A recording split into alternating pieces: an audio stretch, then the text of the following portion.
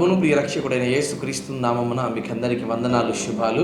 మరొక శ్రేష్టమైనటువంటి దినంలో మనలందరినీ సజీవులుగా ఉంచినందుకు ఆ ప్రభుకి మహిమ కలుగును గాక. ఈ దినానికి దేవుడు ఏర్పాటు చేయని వాగ్దానము కీర్తన గ్రంథము 103వ అధ్యాయము 3 వచనం. ఆయన నీ దోషములన్నిటినీ క్షమించువాడు. ప్రిదోన్ బిడ్లారా, నా యేసయ్య నిన్ను క్షమించేవాడిగా ఉంటున్నాడు. ఎంతగా నిన్ను క్షమించేవాడిగా ఉంటున్నాడంటే, ఈ లోకంలో అనేక మంది నిన్ను క్షమించలేదా? నీ తల్లిదండ్రులు క్షమించట్లేదా? నీ అన్నదమ్ములు క్షమించట్లేదా? నీ భర్త నిన్ను క్షమించడం లేదా? అనేక మంది నిన్ను క్షమించడం లేదు నువ్వు చేసిన తప్పిని బట్టి. కానీ ప్రభువారు మాత్రమే క్షమించగలిగిన వాడిగా ఉన్నాడు. ప్రభు మాత్రమే ఇదిగో నీ దోషమును కప్పివేసేవాడిగా ఉన్నాడు. ప్రభు మాత్రం నీ యొక్క పాపములు క్షమించేవాడిగా ఉంటున్నాడు. ప్రిదోన్ బిడ్లారా, అవును, యేసుక్రీస్తు ప్రభు వారికి భూమి మీద మనుషుల అపరాధములు క్షమించుటకు అర్హత కలిగినటువంటి వాడిగా ఉన్నాడు. అందుకే చూడండి, ఇదిగో పరిశుద్ధాత్మకు వ్యతిరేకమైన కార్యములను మీరు చేయకండి అనేటువంటి మాట తెలియజేయబడుతూ ఉంది. ఇదిగో తప్పిపోయిన కుమారుడు ఇదిగో తన తండ్రికి వ్యతిరేకమైన కార్యములు చేసి తిరిగి నానా అని తన తండ్రి దగ్గరికి వచ్చినప్పుడు ఆ తండ్రి హక్కును చేర్చుకున్నాడు. ప్రిదోన్ బిడ్లారా, ఈరోజు త్రోవ తప్పి తిరుగుతున్నావా? దేవునికి వ్యతిరేకమైన పాపాలు చేస్తున్నావా? అనేకమైన దోషములు చేస్తున్నావా? దేవుని దుఃఖ పెడుతున్నావా? పరిశుద్ధాత్మని బాధ పెడుతున్నావా?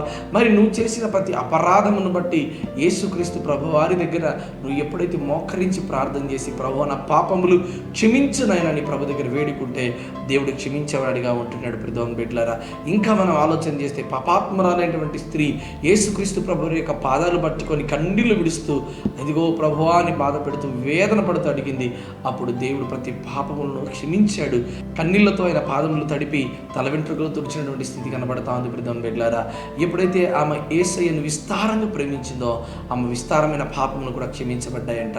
నువ్వు దేవుని విస్తారంగా ప్రేమించగలిగితేనే కదా నీ పాపములు క్షమించబడతాయి. ఈ లోకంలో ఉన్నటువంటి వాటన్నిటిని నువ్వు ప్రేమిస్తున్నావు. ఈ లోకంలో ఉన్నటువంటి వారందరినీ ప్రేమిస్తున్నావు. వారు నిన్ను క్షమించరు. వాళ్ళకు మేలు చేస్తేనే ప్రేమిస్తారు.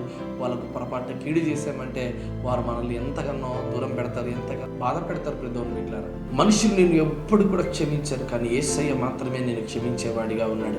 ఈరోజు ఆయన నీ దోషములు క్షమించేవాడిగా ఉన్నాడు. కల్వరి శిలువలో ఆయన ఉంటూ మొట్టమొదటిగా ప్రభువా తండ్రి వీరేమి చేయించున్నారు, వీరు ఎరుగరు కనుక వీరిని క్షమించమన్నాడు. తెలుసా, ఆయనలో ఉన్నటువంటి గొప్పతనం, క్షమించే గుణం ఆయనలో ఉన్నది. నన్ను చంపుతున్నప్పటికీ, శిలువలో అప్పచెప్తున్నప్పటికీ కూడా దేవా వీరేం చేస్తున్నారో వీరికి తెలియదని వీరిని క్షమించని దేవుని సన్నిధానంలో అడిగి ప్రార్థన చేసిన వాడిగా ఉన్నాడు. ఈ ఉదయకాలమందు దేవుడు తప్పకుండా నీ పాపములన్నింటినీ కడిగి పవిత్రపరిచి నా దేవుడు నిన్ను క్షమించును గాక. ఆమేన్.